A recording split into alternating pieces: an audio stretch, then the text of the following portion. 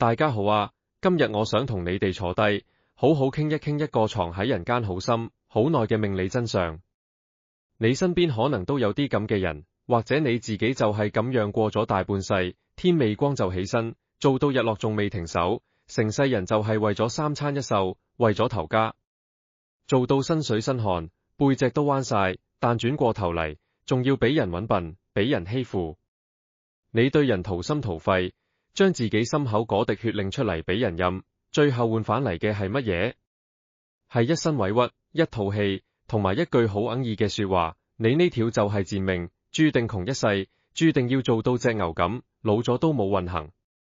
如果你都曾經咁樣諗過自己，或者身邊有人咁樣同你講，咁你今日真係要留心認清楚我下面講嘅每一個字，因為呢啲諗法真係大逆特錯，錯得好緊要。凡人嘅一對肉眼實在太有限，太狹窄，我哋只睇得到眼前嗰一寸地方，睇到自己流嘅汗，睇到自己吞落肚嘅委屈，就以為呢個就係生命嘅全部。但係我哋根本冇可能睇得見天地之間運行緊嘅嗰一套最深、最公平嘅因果規律。呢套規律唔係用把口去申訴，唔係用眼淚去衡量，佢係刻喺你靈魂嘅底色度，由你出世嗰一刻就已經注定咗嘅宏大劇本。你以為自己命苦？你以為老天爺日日夜夜打喊路，望都唔望你一眼，任得你俾人踩到上心口都冇聲出？你以為你一路嚟受嘅委屈，吞落肚嘅死矛，每一個夜晚唔敢出聲，只能夠對住個天花板流嘅眼淚，全部係因為你冇用，因為你條命賤？你錯啦，呢個諗法，你徹底冤枉咗自己，亦都冤枉咗個天。其實喺玄學命理嘅最深處，喺宇宙因果運算嘅核心度，有三大生肖，佢哋嘅本質根本唔係普通人，佢哋係帶住神明嘅使命，係真正嘅肉身菩薩轉世。你哋前半生受嘅所有苦，捱過嘅所有難，唔係因為你前世作業，唔係因為你今生倒霉，恰恰相反，係因為你哋嘅靈魂太過強大，太過慈悲，所以你哋係心甘情願咁，用自己嘅血肉之軀，替成個家族去當災，去歷劫。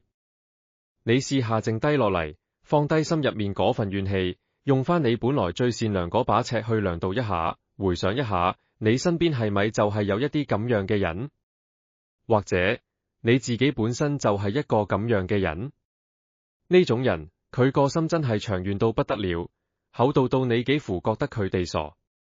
佢哋寧願自己食大虧，食抵食到入獄，都唔想去傷害人哋，唔想見到人哋因為自己而有半點危唔開心。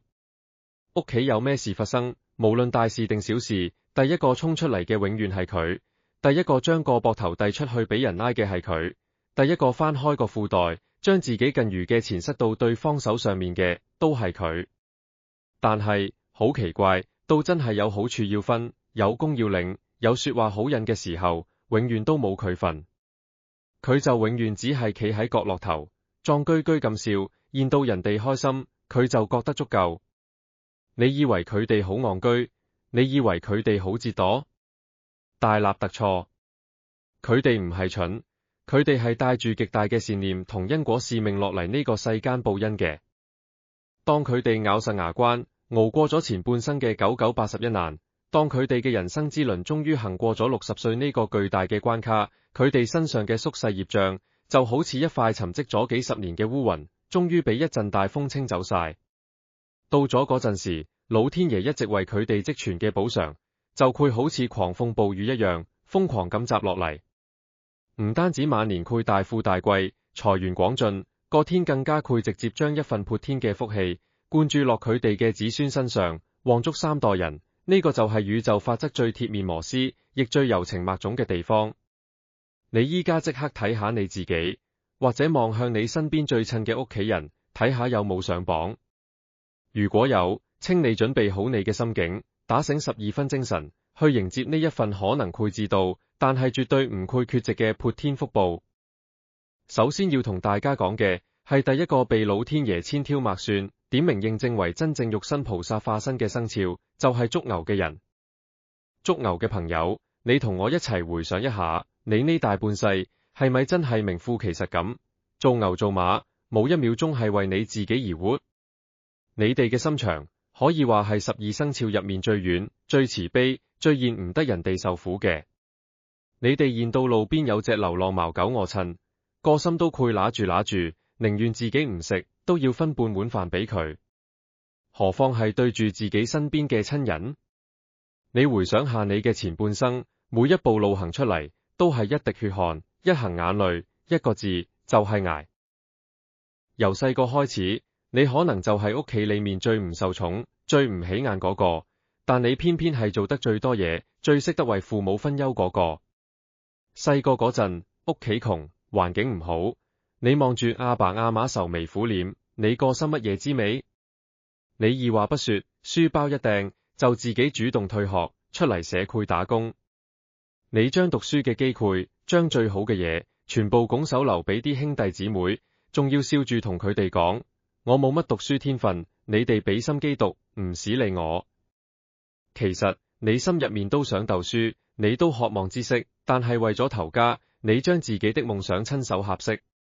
到咗結咗婚，有了自己嘅家庭，你嘅擔子唔單止冇輕到，反而更加重。你一個人打幾份工，日頭一份，夜晚一份，周末又去做散工，死慳死抵，就係為咗養起成頭家。你自己一件衫着足10年8年，衫領磨到起晒毛邊，衫袖口都披晒，都唔捨得買過件新嘅。你着一對鞋，行到鞋底磨穿咗個窿，遇到落雨天就入水，你都話補返佢又可以着多一排。去街市買棵菜，你可以為咗慳嗰幾毫子，同菜檔阿姐講價講到口水都乾，足足講10分鐘。平時行過茶餐廳，你從來唔敢入去，連飲杯凍飲，喺你心目中都覺得係一種好大嘅奢侈。但係就係一個咁慳自己、咁刻薄自己嘅人，當仔女話要交學費，要買留俾首期，或者老伴話身體唔好要買啲補品食下，甚至遠房親戚打一個電話過嚟，話有急病要等錢救命，你嘅反應快到你自己都唔信。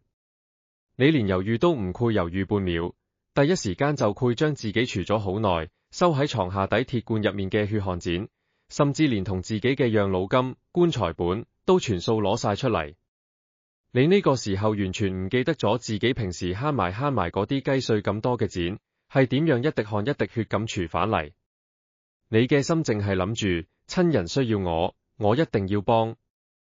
但偏偏老天爺喺做你嗰陣，賜咗你一副最柔軟嘅心腸，同時亦都配咗俾你一個最老實、最笨拙嘅嘴巴。你完全唔識轉彎抹角，唔識講啲好人話去討好任何人，更加唔識得喺做完好事之後，去為自己撐半點危功勞。你默默咁付出咗咁多，出錢出力永遠都衝第一，但係到頭嚟，俾親戚朋友嫌棄，甚至俾自己親生仔女埋怨嘅，往往都係你。你幫你啲兄弟姊妹船倒債，佢哋罰撻咗，風光咗之後，唔單止連一句多謝都冇，反而仲嫌你着得寒酸，嫌你講嘢老土，嫌你冇見識，覺得你企喺佢身邊佢影衰佢哋。你幫自己個仔女湊大個信，由佢學爬學行開始，一日到黑彎住條腰跟出跟入，做到腰酸骨痛，晚晚都冇覺好瞓。到頭嚟，仔女反而嫌你湊得唔夠科學，嫌你煮嘅餸唔啱口味，話你唔識教孫，動輒就俾說話你聽，甚至俾面色你睇。你心入面嗰種打落牙齒和血吞嘅委屈，嗰種有苦講唔出，只能喺心入面發酵成酸水嘅心酸，喺每一個夜深人靜嘅夜晚，當你背住老伴，自己一個人匿喺側所，或者對住個窗口望住月光，啲眼淚一粒一粒咁敷落嚟嘅時候，除咗老天爺，仲有邊個睇得見？好多捉牛嘅人，行到去50幾歲、60歲嗰個關口，都會覺得好灰心、好絕望。佢哋會覺得自己呢一世人就係嚟船債嘅，係一條天生嘅辛苦命。佢哋會覺得老天爺對自己級度唔公平，點解自己付出咗成副心肝，換返嚟嘅竟然係冷漠同嫌棄？嗱，你聽清楚，我今日就要清清楚楚咁，為你揭開你生命入面隱藏咗幾十年嘅玄機。點解你會咁苦？因為牛喺五行入面屬土，土係大地之母，係孕育萬物、包容萬物嘅根源。但同時，土亦都係承載一切污濁、爛泥、垃圾同苦難嘅容器。你前半生之所以咁辛苦，正因為你用你自己雄厚嘅土性命格，好似一塊巨大嘅海綿咁，將成個家族嘅負能量、霉氣、病氣，甚至係災劫，都全部吸入晒你自己嘅生命入面。你係用緊你自己嘅血肉之軀，幫你嘅父母、你嘅伴侶、你嘅仔女，硬生生咁擋住咗原本應該打落佢哋身上嘅無數狂風暴雨同埋因果業障。你就係一個活生生行走喺人間嘅肉身菩薩，係你屋企嘅定海神鉗。你諗深一層，如果冇咗你呢個傻人喺度撐住，你頭家可能一早就已經散咗啦。但係天道點繪輪迴，宇宙點繪冇眼？土經過長年累月嘅擠壓、沉澱同埋磨練，去到最盡頭，繪點樣？繪生金。呢個就係玄學入面最頂級嘅口土生金大局。踏入晚年，當你過咗60歲呢個人生大關，你生命入面嘅土氣就好似俾烈火鍛煉過嘅礦石咁，雜質去盡，開始沉澱、烈晶，形成一道肉眼睇唔見，但係強大無比嘅金光。你以前受過嘅所有氣，捱過嘅所有苦，就好似肥料咁，全部轉化成為深厚嘅陰德。呢啲陰德喺你60歲之後，就會開始發力，你嘅財富運會突然之間毫無預兆咁打開，一啲你意想唔到嘅財富，會好似洗本錢咁自動送上門。你以前以為自己睇立冇晒希望嘅舊投資，或者係買咗好耐都冇起色，甚至變成負資產嘅舊樓，會突然間因為一啲你諗都諗唔到嘅原因，價值翻倍飆升。你以前借咗出去，以為已經變成爛賬、死賬嘅錢，竟然會有人良心發現，連本帶利咁搵返嚟還俾你。最重要嘅係，呢股強大嘅口土生金力量，唔單止旺你自己，仲會直接灌注到你下一代嘅身上。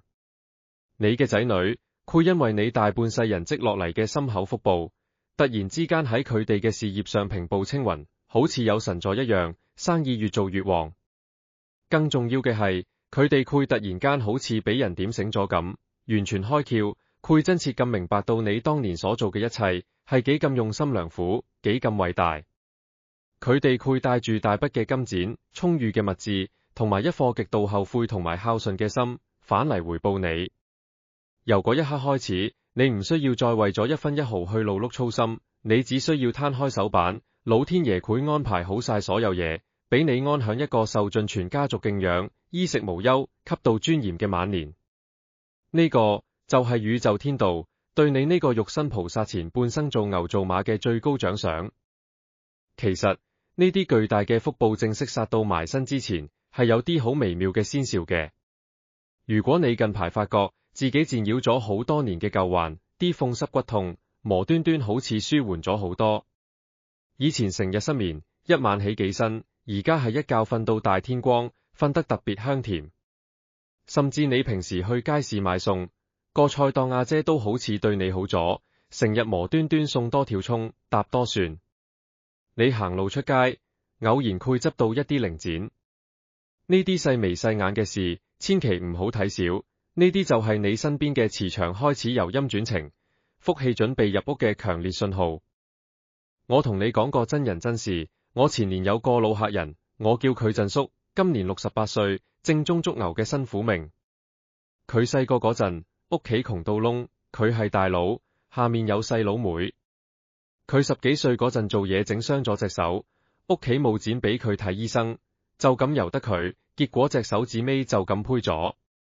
佢唔單止冇怨，仲即刻去地盤做散工，每日賺返嚟嘅血汗錢，自己一毫子都唔留，全數俾晒細佬妹交學費、做生活費，自己連一對完整嘅新鞋都唔捨得買。後嚟離婚生仔，老婆身體弱，做唔到粗重嘢，佢一個人就打3份工，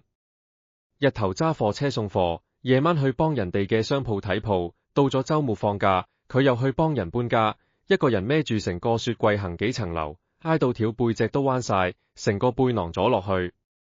佢50歲嗰陣，佢細佬學人炒樓，撞正時勢賺咗大錢，買咗1000尺豪宅，風光到不得了。振叔從來冇開口問過佢細佬要半分好處，反而個細佬周街同啲親戚朋友講，話佢阿哥冇出息，一世都係做苦力，話佢影衰晒佢哋家族。最傷佢心嘅係，佢自己個仔長大之後，都嫌佢老土，嫌佢囉嗦，放咗工返到屋企就閂埋房門，連同佢講多句嘢都唔願意。振叔有次同我飲酒，流住眼淚同我講，佢話：大師啊，我係咪真係咁討人厭？我覺得我呢一世人就係一隻耕田嘅牛，做到死嗰日都冇人饋領情。結果呢，命運呢樣嘢就好玩在呢度。佢61歲生日過咗冇耐，奇事就發生啦。以前同佢一齊捱過嘅一個老細，後來生意做到好大，竟然專登揾返佢，話要同佢合夥做一樣小生意。原因唔係為咗佢有乜嘢特殊技能，而係老細話：振叔，我呢世人乜嘢人都見過，就係未見過一個好似你咁老實、咁有擔帶嘅人。我揾你拍檔，我安心。個老細分咗1成乾股俾佢，寫明佢唔使做任何嘢，淨係掛個名，每年嘅分紅都有幾十萬。跟住佢個仔喺社會上面打滾咗幾年，終於知道乜嘢叫世道艱難，乜嘢叫人情冷暖。佢先至恍然大悟，知道當年老豆一個人養起成頭家，到底有幾咁唔容易。佢個仔專登辭咗份高薪嘅工，每日返屋企陪佢食飯，仲買咗層新樓，主動寫埋老豆個名落去。而當年嫌佢窮嗰個細佬，後嚟因為投資失敗，破產收場，到最尾反而要調返轉頭問振叔幫手。你睇下，天道呢樣嘢，佢係從來唔會坐視不理嘅。只要你係一塊真金，無論你俾泥土掩埋得幾深，總有一天會有人將你挖掘出嚟，將你上面嘅泥土抹乾淨。你塊口土生出來嘅金，至早都會落到你身上。第二個我要講嘅，同樣係隱藏喺人間，俾世人解得最深嘅活菩薩生肖，就係生肖屬羊嘅人。講起屬羊，我個心真係有啲辣。唔知由幾時開始，坊間一直流傳住一句吸毒惡毒，害死咗無數人嘅謠言，叫做十羊九不全。呢句說話話屬羊嘅人命硬、命苦，克夫克母克全家，搞到好多屬羊嘅朋友，由細到大心入面都好似壓住大石頭，吸到自卑。甚至有一段時間，好多帶住個肚嘅準父母，記過道過，都話死人都要避開羊年，唔想生一個屬羊嘅 BB， 仿佛呢個生肖係一種詛咒。我今日就要用我幾十年嚟對玄學嘅理解同修為，幫所有屬羊嘅人徹底平反。我喺度鄭重咁同你講，呢句十羊九不全根本係磨啟之談，係一句毒害人心嘅謊言。真正嘅天機係乜嘢？係十羊九福全，十羊九富全。點解你哋屬羊嘅人前半生會好似行一條咁坎坷嘅路？點解你哋會成日與人不淑，成日覺得周身病痛，身心俱疲？因為你哋嘅命格根本唔係凡品。羊喺遠古嘅時代係用嚟祭天嘅，係用嚟同至高無上嘅神明溝通嘅最高級聖物。你哋天生就帶住一種替天行善、普度眾生嘅菩薩心腸同命格。屬羊嘅朋友，你哋對身邊所有人都係咁溫柔、咁體貼。你哋永遠都係將自己最好嗰一面、最好嘅嘢留俾你嘅伴侶同仔女，而自己呢就默默企喺背後，承受晒所有生活嘅重擔同壓力，連哼都唔哼一聲。但係老天爺做你哋嘅時候，好中意玩一個遊戲。佢賜咗你一副比豆腐仲要軟嘅心腸，偏偏又配俾你一把好似開山刀咁硬嘅嘴巴。你呢就係嗰種典型嘅刀子嘴豆腐心。你明明做咗10分嘅好事，出咗200%嘅力，你明明係將自己心口嗰滴血令出嚟熬湯俾屋企人飲，但係就係因為你太緊張、太肉緊，現到屋企人行差踏立半步，現到啲嘢亂晒龍，你嘅心急就配合過你嘅溫柔，你會忍唔住用一啲好倔、好直接，甚至好難忍嘅說話去指正佢哋。結果呢，往往就係因為你一時心急講立嗰半句說話，就得罪晒所有人，將自己之前嗰10分功勞全部一筆勾銷。你明明係一個最大嘅好人，卻俾人當做一個惡人，一個專門破壞氣氛嘅衰人。你試下諗下你日常嘅生活畫面，朝早天都未光，成條街仲係靜英英嗰陣，你已經起咗身，拖住個買餸車，行去街市買最新鮮嘅餸，就係為咗俾屋企人食餐好嘅。返到屋企，衫又係你洗，飯又係你煮，地又係你拖，成間屋嘅家務你一個人包晒，做到身水身汗，成頭煙。你忙到成個頭好似癲雞咁，但係你擰轉頭一望，見到你老公攤喺張梳化度，乜嘢都唔理，淨係掛住冚手機。你呢一刻把火升起嚟，忍唔住就話佢兩句：你係咪皇帝嚟㗎？乜都唔理，間屋我冇份㗎。你只係想你老公幫輕下手，但係你個老公，佢聽唔到你說話背後嘅辛苦，佢淨係聽到你把聲好惡，佢即刻黑面，掟咗部手機喺梳化，大聲話你成日都係咁㗎，成個怨婦咁，一啲溫柔都冇。跟住你見到自己個仔女掛住玩手機，唔食飯，夜麻麻都唔肯瞓覺，你又怒氣，你又話佢哋兩句，叫佢哋顧下個身體。結果呢，仔女即刻黑面，嫌你長氣，嫌你煩，猛咁一聲將道房門閂埋，鎖都鎖埋，甚至幾日都唔出嚟同你講半句說話。你望住嗰道緊鎖嘅房門，你成個心都碎晒。你明明係為咗成個家好，你明明係最辛苦、付出最多嗰個人，但係到頭嚟，成屋企人都覺得你係破壞家庭氣氛嘅罪人，覺得你係一個麻煩製造者。你流住眼淚，幫頭家操碎咗心，換嚟嘅卻係孤立無援，連一個可以講句真心話嘅人都冇。你覺得自己好委屈，你覺得呢個世界冇人明白你嘅苦心，你甚至到咗深夜，一個人對住盞孤燈，開始懷疑自己係咪真係性格有缺陷，係咪真係自己唔識得做人？祝陽嘅朋友，你聽到我咁樣講，攰唔攰個心都戚咗一下？你唔好再喊啦，亦都唔使再自責。你嘅劫數，實際上已經喺你唔為意嘅時候，完全歷完啦。過咗60歲，你哋嘅命宮將會迎接嚟自宇宙嘅兩粒超級大吉星，天月貴人同埋福星。天月貴人係八字命理入面最頂級、最慈悲嘅神明，佢嘅作用就係逢凶化吉、遇難呈祥。你哋以前喺眼淚入面種下嘅每一粒善根，你為屋企人操過嘅每一次心，為佢哋擔過嘅每一次經，全部都會喺呢個時候列出最強大、最甜美嘅果實。老天爺佢乜嘢都知㗎，佢知道你受咗太多講唔出口嘅委屈。由下半年開始，你嘅磁場會發生翻天覆地嘅變化，你會感覺到身邊啲嘢好似唔同晒。你嘅晚年會得到身邊所有人嘅極度尊重同孝順。嗰啲以前成日話你長氣、話你煩嘅仔女，佢哋出到社會，自己親身經歷過風浪，俾現實世界磨情咁打擊過之後，佢哋會突然間好似俾人淋咗一盆冰水，成個人完全醒覺。佢哋會知道，原來冇咗亞瑪尼，成個家根本係轉唔喐嘅。佢哋會深切咁體會到，你當日講過嘅嗰啲囉嗦說話，原來每一句都係金石良言。佢哋會爭住嚟孝敬你，撐住帶你出去食好嘢，買新衫俾你，想辦法氹你開心。你唔需要再為三餐一宿去貧困操心，老天爺會安排好身邊一個又一個嘅貴人，主動將財富同機遇送到你隻手上面。呢啲財富可能係一筆豐厚到你意想唔到嘅退休金，可能係一項睇落穩賺唔賠嘅長遠投資，甚至可能係你以前曾經幫過嘅一個人，佢發咗撻之後反過嚟報恩。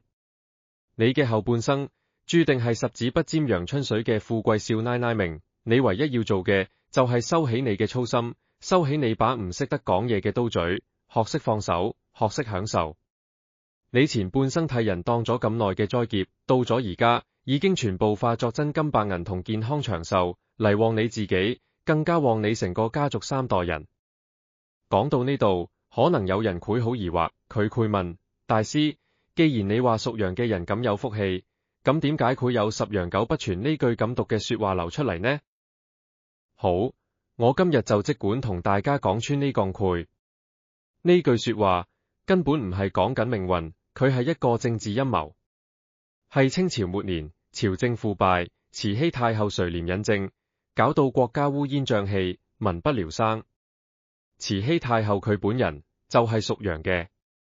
當時嘅革命黨人同埋一啲飽受壓迫嘅民間百姓，為咗反對佢，為咗製造輿論去詆毀佢，就編造咗一句祝融嘅人命唔好，賄禍國殃民嘅說話出嚟，喺民間到處散播。呢股風一齊，就一發不可收拾，以訛傳訛，一傳就傳咗超過100年，害到全中國幾多祝融嘅人無端端自卑咗成幾十年，呢個真係好冤枉。我有個客叫李姨，祝融，今年65歲，佢嘅前半生真係可以用坎坷嚟形容。佢老公早年爛賭，欠落一身債，之後仲一走了之，人間蒸發，留低2個豆丁咁細嘅細路仔，同埋成身債俾佢。一個冇乜點讀過書嘅女人，可以點做？佢咬一咬牙，就去咗街市租個檔口賣菜。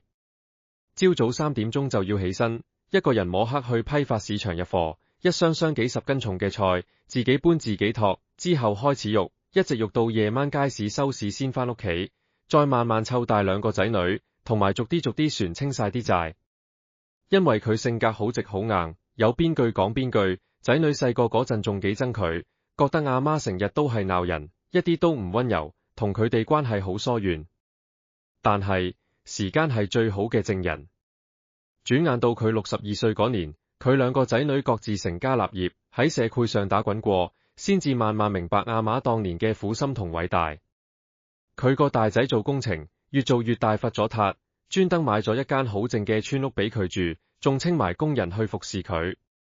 佢個女都嫁得好好，每個禮拜都拖住老公帶住啲孫仔女返嚟探佢，成間屋熱熱鬧鬧。以前成日喺背後話佢命硬、克夫、賤命嘅嗰班三姑六婆，而家見到佢，個個都改晒口風，話佢好福氣，話佢係苦盡甘來，子孫滿堂。李姨有一日同我講：大師，我以前真係覺得自己條命好賤，差啲就想唔開，而家先至知道，原來前面嗰啲苦，全部都係鋪墊，係為咗承托起後面更大嘅福氣。所以，祝融嘅朋友，請你從今日開始，徹底抌走你心入面嗰名為10陽9不全嘅大石，千祈唔好再俾呢個謠言影響自己嘅心情。你哋先至係真正被天選嘅福氣之人，前面嘅磨難只係個天對你嘅考驗同鍛煉，目的係等你去承接住後面更加大、更加厚重嘅福報。第3個，亦都係最後一個我今日要講嘅，隱藏喺世間，俾個情字傷得最深嘅活菩薩，就係生肖祝狗嘅人。祝狗嘅朋友，你哋呢世人最大嘅標籤、最大嘅榮耀，就係忠誠同重情重義。但係好諷刺嘅係，你哋呢世人最大嘅劫數，亦都正正係俾呢個情字所傷，而且係傷到你體無完膚，痛到入骨。你對朋友從來唔會有半點人私心，永遠係掏心掏肺，將人哋嘅事當成自己嘅事。人哋有難，你二話不說，即刻兩肋插刀，衝上前去幫拖。人哋問你借錢，你有時甚至唔會問原因，連張借據都唔使人哋寫，甚至試過背住自己屋企人，偷偷地將自己啲私己錢全部攞晒出嚟，去幫你所謂嘅好兄弟、好姊妹渡過難關。你對伴侶更加係毫無保留，一頭栽入去，全心全意去愛。你以為只要付出真心，就一定可以換到白頭到老，換到一生一世。但係你試下回顧下你嘅大半生，現實究竟俾咗你一個點樣嘅答案？現實狠狠地、毫不留情地割咗你幾多個響亮嘅巴掌。你最後發覺，你最多錢嗰個，往往就係你當初最信任、最唔設防嘅親戚，或者係你口中成日提起嘅好兄弟、好姊妹。背叛你最狠、傷你心傷得最徹底嗰個，往往就係你最食、最放唔低嘅嗰個枕邊人。你一時意氣行先，幫人做咗剔款擔保人，結果呢？人哋一着草，一走了之，留低咗幾十萬，甚至幾百萬嘅債務，要你去咩？你俾追數公司上門淋工油，半夜3更俾人打嚟電話恐嚇，你日日心驚膽跳，自己受驚都算，仲要連累埋老婆仔女，跟住你一齊擔驚受怕。你將自己儲咗好耐嘅一筆錢，借俾一個好姊妹去搞生意，你諗住幫佢圓夢，結果個姊妹真係發咗達，但係佢發咗達之後，就好似人間蒸發咁，連過年過節都唔會覆你一個信息，就好似你係個死人一樣，從來冇存在過。你一次又一次咁俾人利用，利用完之後就一腳將你踢開，好似踢走一隻冇用嘅狗咁。你不能夠為自己當災，你甚至蠢到唔識得去喊冤，去解釋。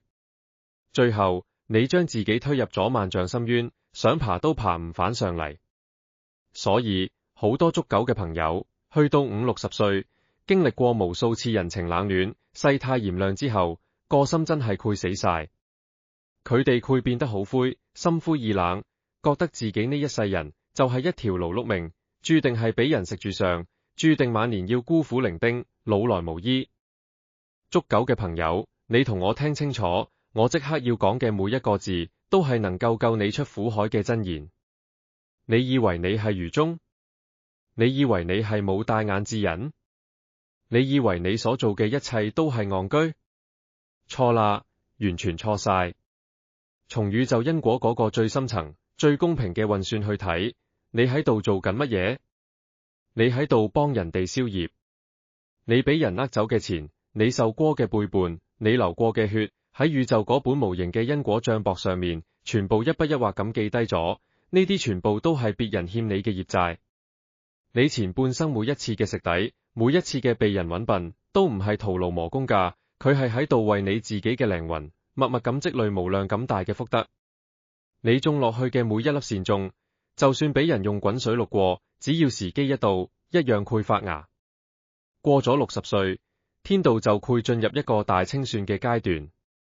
嗰啲曾經欺負過你、呃過你、背叛過你嘅人，佢哋嘅好日子係時候到頭啦。佢哋身上嘅福氣同埋運勢，會被宇宙法則硬生生咁強制咁抽走出嚟，然後全部化作真金白銀嘅橫財同好運，連本帶利，成千上萬倍咁樣打返落你嘅命盤裏面。呢個就係玄學上最霸道、最令人聞風喪膽，但亦最令人心服口服嘅天道船債。你失去咗一脈，老天爺會用一種你想象唔到嘅方式旋返10脈，甚至100脈俾你。由下半年開始，你會迎來人生中最大嘅一次財富逆轉。呢筆財富可能係一筆你意想唔到嘅巨額遺產，突然間有個好疏嘅遠房親戚過咗身，遺囑上面居然有你個名。可能係一個完全改變你家族命運嘅商業機遇，突然間有人好似盲咗咁，一定要揾你合作。甚至可能係你以前買落嚟擺咗喺度10幾年都變晒廢紙嘅股票，突然間暴漲幾百倍。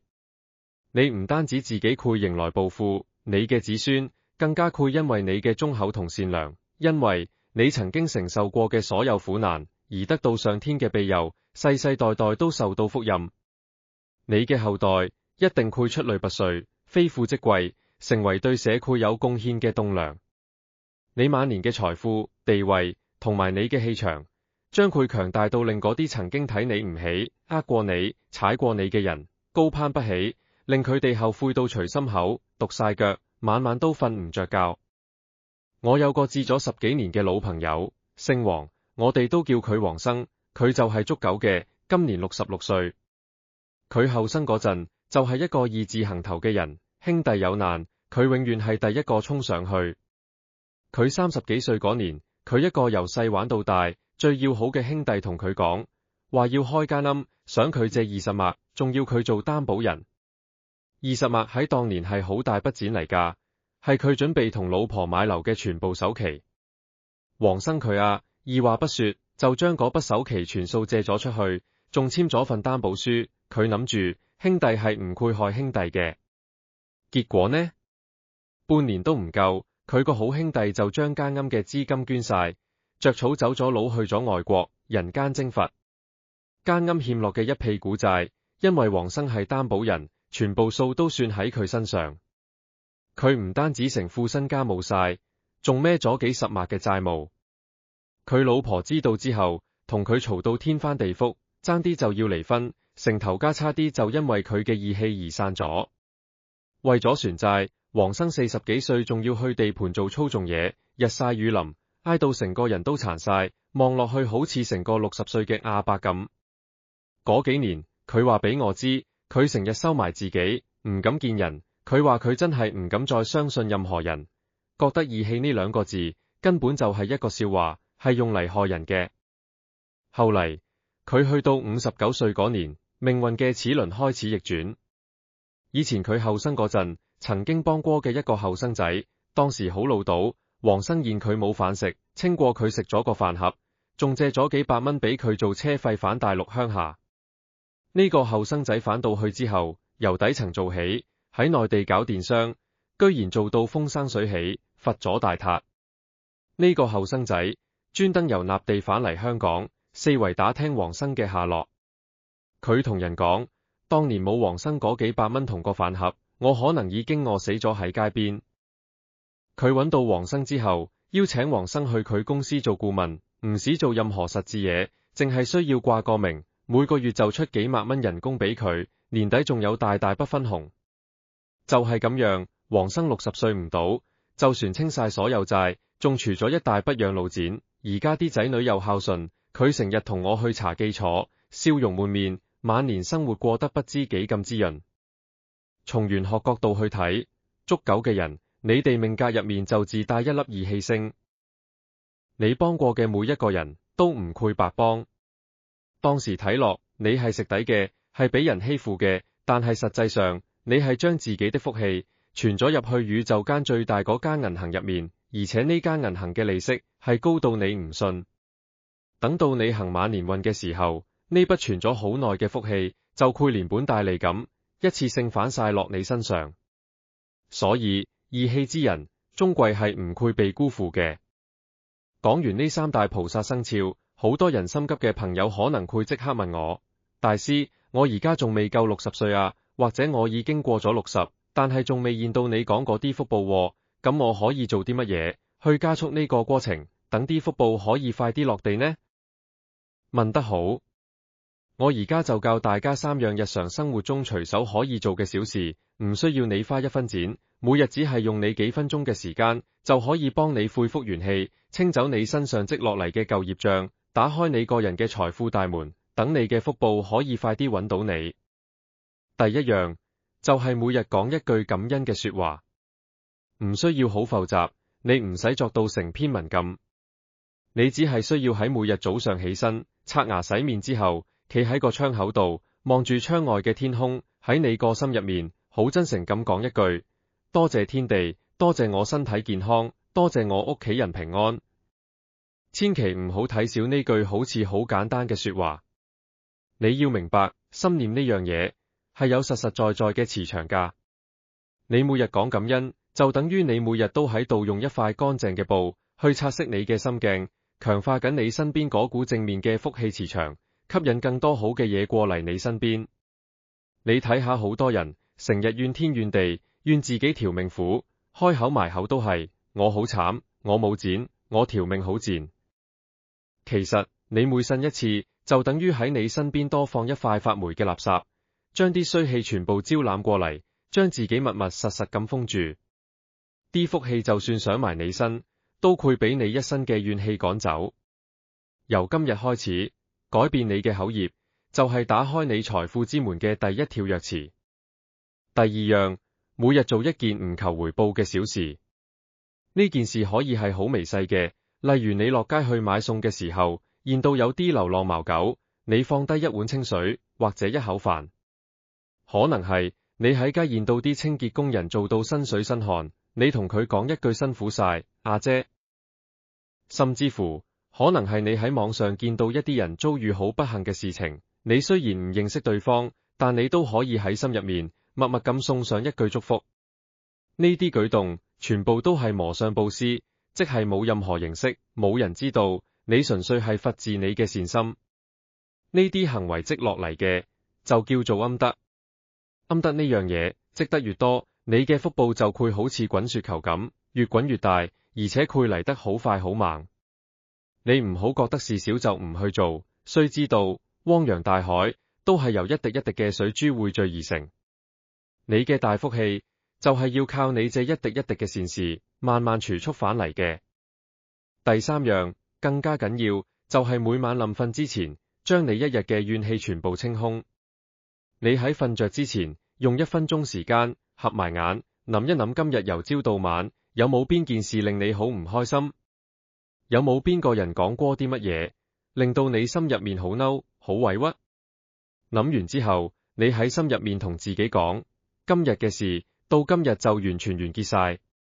所有嘅唔開心，所有嘅怨氣都隨住今日嘅天暗一齊列束。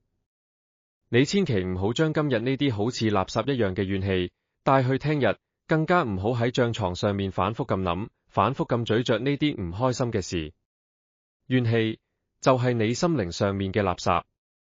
你日日將啲垃圾擺喺心入面，個心自早會變成一個大垃圾堆，又臭又塞。試問福氣呢啲咁高貴、咁潔淨嘅嘢，又點會願意走入去你嘅心裏面呢？你每日臨瞓前清空一次，你嘅心就會越嚟越乾淨，越乾淨嘅心就越容易同宇宙間美好嘅嘢產生感應，啲福氣就會越容易埋到你身。好多人聽我講完之後，翻去做咗半個月，就走返嚟同我講，大師，好神奇啊！我成個人真係好似輕咗咁，成日都覺得好開心。仲有啊，我以前個仔成日唔聽電話，而家居然會主動打電話返嚟問我食咗飯未。其實呢啲唔係我嘅功勞，我冇任何法力，呢啲全部係你自己嘅善念，幫你打開咗你本有嘅福氣之門。呢三樣嘢睇起上嚟簡單到不得了，但係只要你堅持做一個月，你一定會發覺你嘅身體舒服咗，心情開朗咗，身邊啲麻煩事都好似少咗好多。呢個時候就係你嘅磁場開始變好，大福報即將要來嘅先兆。講到呢度，我相信好多屬牛、屬羊、屬狗嘅朋友，心入面嗰股積咗幾十年嘅冤屈氣，應該都好似解開咗少少。但係我喺呢個時候，必須要用最嚴厲、最認真嘅語氣，同你哋講出3個晚年接福嘅保命大忌。好多人就係衰喺呢度，明明啲福報已經送到門口，但係就因為自己犯咗呢啲禁忌，親手將財神爺同福星趕走，你話幾咁唔抵呢？第一大忌，由今日呢1秒開始，打跛你隻腳，你都要記住，千祈唔好再呻窮同訴苦。好多老人家已經習慣咗，日日夜夜將呢啲說話掛喺嘴邊。哎，我條命好苦啊！哎，我邊有你哋咁好命啊？我冇錢㗎。你必須要知道，言語嘅力量強大到你想象唔到。你講嘅每一句說話都係一個指令，會喺你身邊形成一個氣場。你日日呻窮，財神爺喺門口聽到，佢都會覺得，哎呀，呢個地方咁慘㗎，我費事入去啦。佢會掉頭就走。由今日開始，無論遇到咩事，你都要將你把口改過來。你要講，我好知足，我好感恩，我嘅身體一定會越嚟越好，我嘅運氣一定會到。改變你嘅口業，就係打開你財富磁場嘅第一把鎖匙。第二大忌，你千祈唔好再多管閒事。你前半生已經替人等咗太多災，擋咗太多劫，你嘅責任已經超額完成。你嘅後半生，你要學識一樣嘢，叫做自私。呢個自私唔係話叫你做壞事，而係叫你學識保護自己嘅能量。仔女嗰啲感情事，佢哋自己會處理；親戚之間嗰啲是非，你扮聾扮盲。朋友又話要問你借錢周轉，甚至又想你做擔保，你記住，裝聾作啞，一概唔好理。你千祈唔好再衝出嚟做和事佬，更加唔好再做任何形式嘅擔保。你呢一生人，每一次多管閒事，每一次心軟出頭，都係將你啱啱先至積聚返嚟嗰啲彌足珍貴嘅福氣，白白的咁漏咗出去。守住你自己嘅清靜，先至能夠守得住你晚年嘅大富大貴。第三大忌，打死都唔好炫富。當你嘅晚年突然之間發跡，仔女好孝順咁俾大筆錢你，或者你投資大有斬獲，甚至你中咗乜嘢大獎，你記住4個字，財不露眼。你千祈唔好開心過頭，周街同啲親戚朋友去晒命，去炫耀。你要知道，妒忌係呢個天地之間最毒嘅殺氣。你一炫耀，就會即刻引嚟無數雙充滿怨恨同唔甘心嘅眼光。佢哋嘅怨毒磁場會好似一支支毒箭咁射向你，能夠瞬間就擊穿你嗰層仲未穩定嘅福報光罩。真正嘅有錢人，真正有福氣嘅人，都係低調過日子嘅。學識沉默，學識低調，咁樣你嘅富貴先至會長久。好啦，今日我喺呢度將呢3個隱藏得極深嘅生肖天機，毫無保留咁樣同你哋講晒出嚟。我嘅目的就係想話俾全天下所有心腸太軟、捱過苦、受過委屈嘅善良人知，你哋嘅眼淚絕對唔會白流。老天爺佢有時可能會打一陣喊路，好似暫時睇漏咗眼，任得你喺度受苦，但係因果報應呢一部機器，佢係從來都唔會缺席嘅。你哋前半生做咗屋企嘅守護神，做咗別人嘅擋箭牌，咁你哋嘅後半生就要輪到個天嚟親自守護你。如果你又或者係你最親、你最關心嘅屋企人，佢嘅生肖正正就係屬牛、屬羊或者係屬狗，我喺度懇請你，請你即刻合埋你嘅雙眼，將你嘅2隻手合十，放喺你心口前面，收攝你嘅心神，將你所有嘅雜念都放低，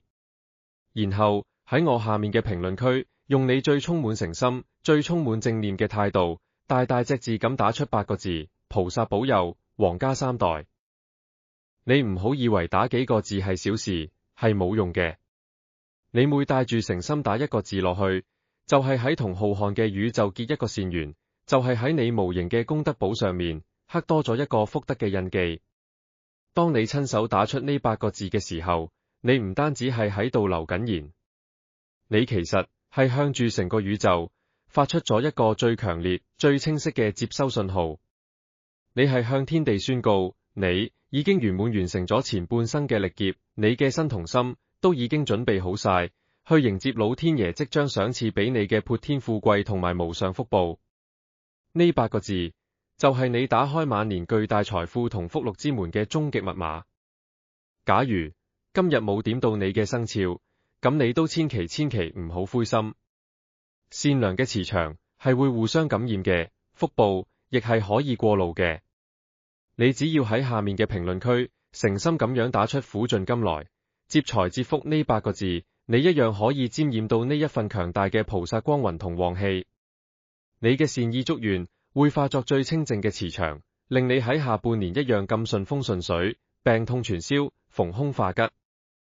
我仲有一個更加強烈嘅建議，我希望你即刻將我呢一番說話分享或者轉發俾你身邊嗰啲默默付出咗大半生，受盡咗委屈，但係到而家仲係成日俾人誤解嘅家人同朋友知道。佢哋可能而家仲喺度為咗生活發愁，為咗過去嘅委屈而流緊眼淚，甚至已經對人生失去咗希望。你要親口話俾佢哋聽，你唔係蠢，你唔係命苦，你係降臨喺人間嘅菩薩。你嘅每一次分享，就係為佢哋送去黑暗當中嘅一道曙光，幫佢哋重新點燃對生活嘅希望。呢種帶俾人希望、幫人解開心結嘅行為，就係最高級嘅法布施。老天爺一定會將你呢份大愛，清清楚楚咁記喺你嘅功德簿上面，會令你嘅福報更加深厚，子孫更加興旺。最後，請你點擊訂閱我嘅頻道，並且開啟旁邊嗰個小鈴鐺。我會繼續用最清淨嘅心同最銳利嘅目光，為你拆解世間一切因果迷局，帶俾你最震撼嘅命理天機同埋保命嘅智慧。願各位有緣睇到呢一段說話嘅朋友，晚年大富大貴，家宅平安，子孫滿堂，福壽康寧。我哋下期再見。